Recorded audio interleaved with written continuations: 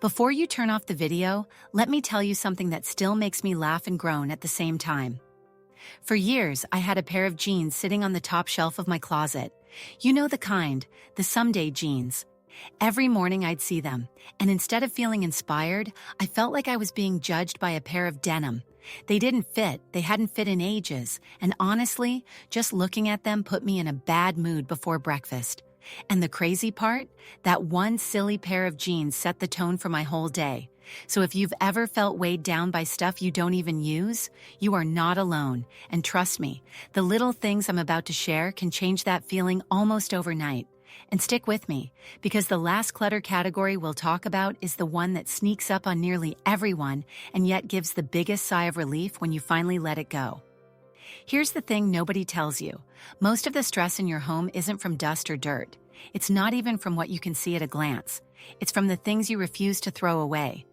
Those hidden categories of clutter that pile up slowly, almost politely, until one day you look around and wonder why you feel so tired just sitting in your own living room.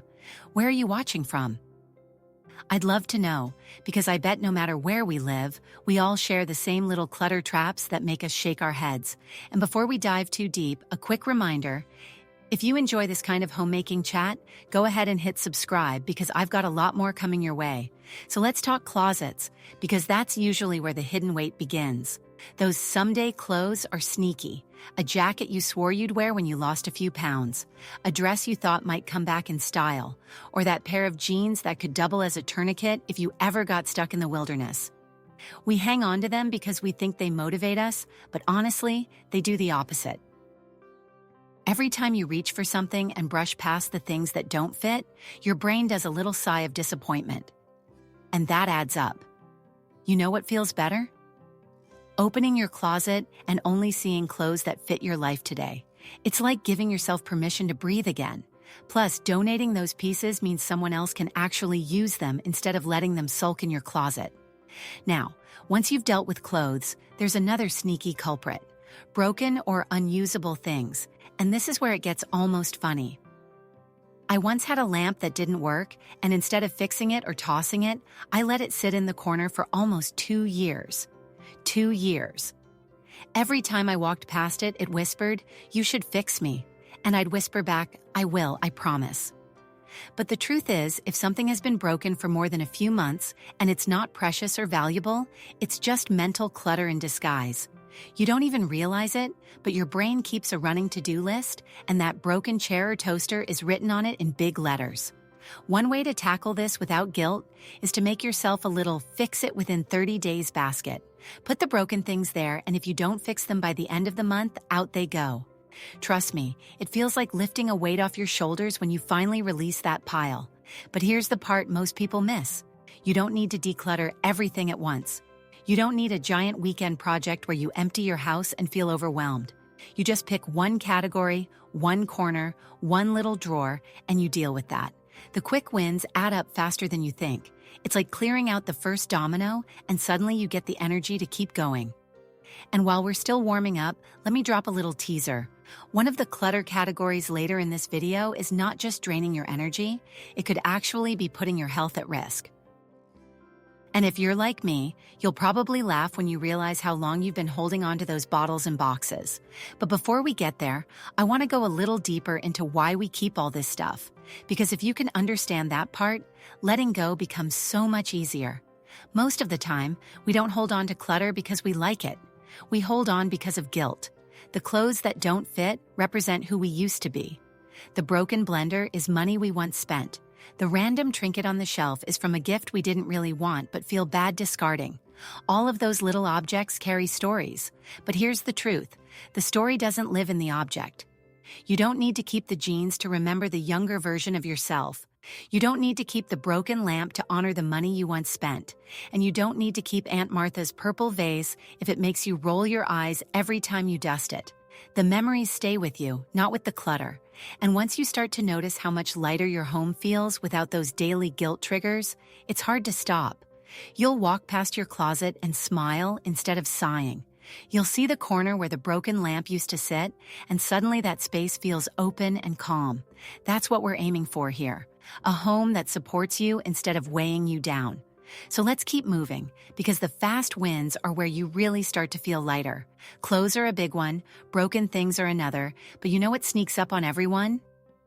Expired stuff, medicines, vitamins, even cleaning products. And I'll admit it, I once reached for a headache pill and realized it had expired during the last presidential administration. I actually laughed out loud, but then it hit me. What if I'd really needed it? Out-of-date medicine isn't just useless, it can actually be dangerous. Same with cleaning products. That old spray bottle under the sink that you've had since your kids were in high school. Odds are it's about as effective as water by now. Checking those expiration dates twice a year is one of the easiest habits you can build. I like to tie it to New Year's and summer, 2 times you'll remember. And once you get into the routine, it takes minutes, but it gives you peace of mind every single day. Now here's the sneaky part. Most people think if something is out of date, you just throw it in the trash. But don't flush medicine down the toilet. Please don't. Most pharmacies actually have drop-off bins, and it feels really good to toss it all in and know you've done it safely. Same for cleaning products.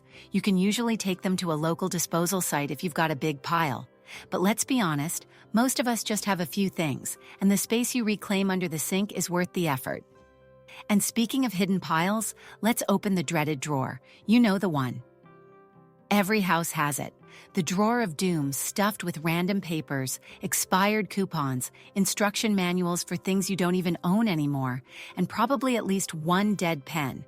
I swear, that drawer could be studied as its own ecosystem. The problem with old papers is they multiply quietly. You shove one little warranty card in, and 6 months later, it's a mountain. And when you actually need something important, like your passport or your insurance card, you end up digging for 20 minutes through a pile of nonsense. That's why I swear by one single folder labeled Important Documents. Everything vital goes in there. Then when you're looking for that one paper, you don't have to think twice. The rest? Honestly, almost none of it is worth keeping. You can scan what matters with your phone, recycle the rest, and never miss it. Here's the part most people miss. Saving papers just in case is almost always useless, because by the time you actually want that old receipt or manual, it's buried so deep it may as well not exist. And the truth is, most things are online now anyway. Manuals, instructions, even old bills. Letting go of the pile doesn't mean you're unprepared. It means you're finally free of the mountain that makes you dread opening your own drawers. Now let's swing back to something a little lighter, because not all clutter is dangerous or overwhelming. Some of it is just irritating. Decorations that don't spark joy anymore. This one is sneaky, because you walk past that ugly vase or that picture frame you never liked, and you think it doesn't matter. But it does. Those little micro-irritations add up. And here's the awkward truth. Sometimes it's a gift. We keep things we never liked because someone gave them to us, and we feel guilty, like getting rid of it is somehow insulting. But here's the reminder that made all the difference for me. The purpose of a gift is fulfilled the moment it's given. You received it, you felt cared for, that's the point. You don't need to let it live on your shelf forever. If you don't love it, if it doesn't represent you today, you have permission to let it go. And let me tell you, the first time I boxed up a guilt decoration, I felt 10 pounds lighter. By the way, if you're still with me, this is a good time to tap subscribe if you haven't yet. It really helps me keep sharing these homemaking ideas with you. And speaking of letting go, here's a question I'd love to hear your thoughts on. Do you already declutter in small steps like this, or is this new to you? I find it fascinating how some people are natural tossers and others are sentimental keepers.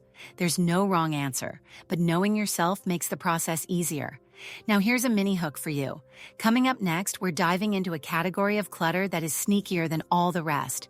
It looks innocent, even cultured, but in reality, it gives you a constant low-grade guilt trip. And yes, I'm talking about the bookshelf. Let's talk about the bookshelf, because this one caught me off guard.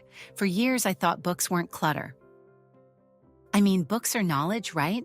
They're culture. They're good for you. But here's what nobody told me.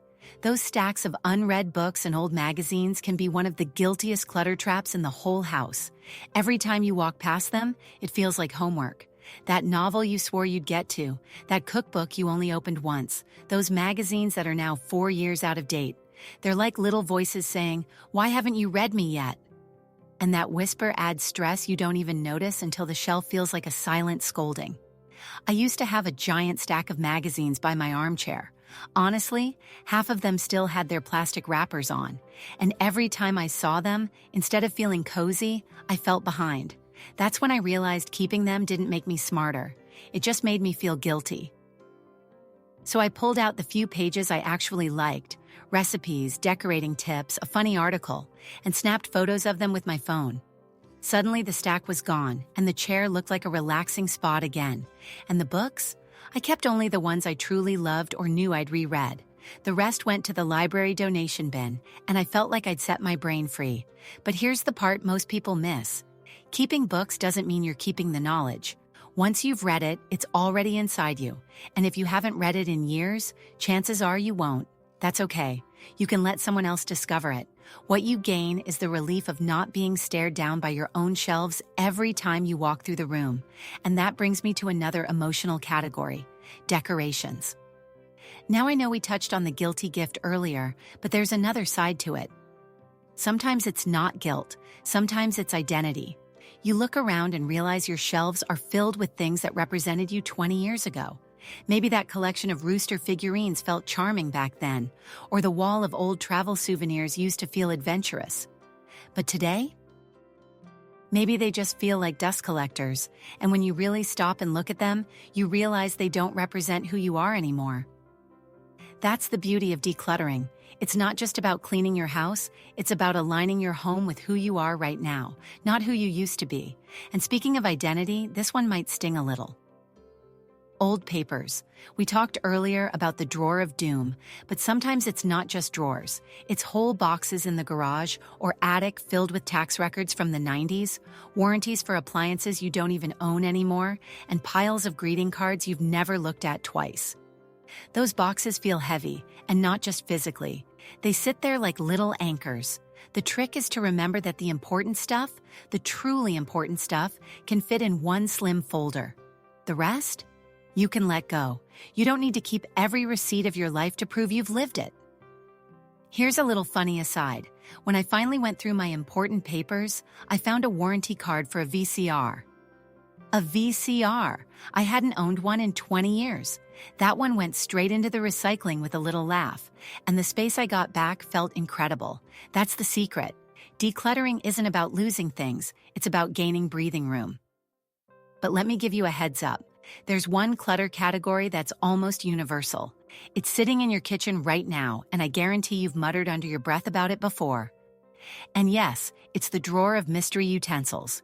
The one where you're digging for the good spatula, but somehow end up pulling out 4 you never use. That's coming up next, and honestly, it might be the most satisfying declutter of all.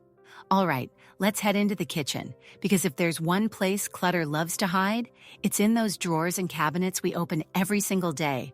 You know the one I mean, the drawer where 5 spatulas go in, and yet somehow, the only one you actually use is hiding at the very bottom. Or the gadget you bought with high hopes, used once, and then shoved away forever. For me, it was a melon baller. I thought I'd be serving beautiful fruit salads all summer long. Spoiler alert, I used it once, hated cleaning it, and it sat there for years like a little round reminder of good intentions gone bad. Kitchen clutter is funny because it hides behind the idea of someday. Someday I'll bake 10 loaves of bread at once, so I need all these pans. Someday I'll throw a dinner party for 20, so I need 4 ladles. But if we're honest, someday almost never comes, and in the meantime, those extras just get in the way. One of the easiest tricks here is to empty the drawer or cabinet completely and group everything by type. All the can openers together, all the spatulas together, all the measuring cups together. And when you see it laid out like that, the duplicates are impossible to ignore. Keep the one you love, the one you actually use, and let the others go. And here's the part most people miss. You don't need to feel guilty about letting spares go. Think of someone setting up their first kitchen. Your extra whisk or baking tray could actually make their life easier. Meanwhile, you'll have the joy of opening a drawer and finding exactly what you need without a treasure hunt. That feeling alone makes dinner prep 10 times more enjoyable. Now, once you've tackled the kitchen, you've officially walked through the 7 hidden categories of clutter that quietly drain your energy. Clothes that don't fit, broken things, expired medicines and cleaners, Old papers, decorations that don't spark joy, unread books and magazines, and duplicate kitchen tools. Each one by itself might seem small, but together, they can make your home feel heavy, stressful, and honestly, a little suffocating. Clearing them is like opening a window and letting fresh air in. But here's the good part. Decluttering isn't about living with less just for the sake of it. It's about creating a home that actually supports you. A closet full of clothes that make you feel good right now. A kitchen where every drawer works with you instead of against you. A living room where your shelves make you smile instead of sigh. That's what you gain when you let go of the things that no longer serve you. And don't worry if it feels overwhelming at first. You don't have to do it all in a weekend. Start with one small win, a drawer, a shelf, a single box. The momentum builds, and before you know it, your home starts to feel lighter and calmer. And that feeling of walking into a space that finally matches the life you're living today? That's priceless. So I'll leave you with this. Of all the clutter categories we've talked about, which one is your biggest trap? Is it the closet, the papers, the kitchen drawer of doom? I'd love to know, because we all have one that makes us shake our heads the most. And remember, the whole point isn't perfection, it's peace. Little by little, piece by piece, you're building a home that feels like a true reflection of you.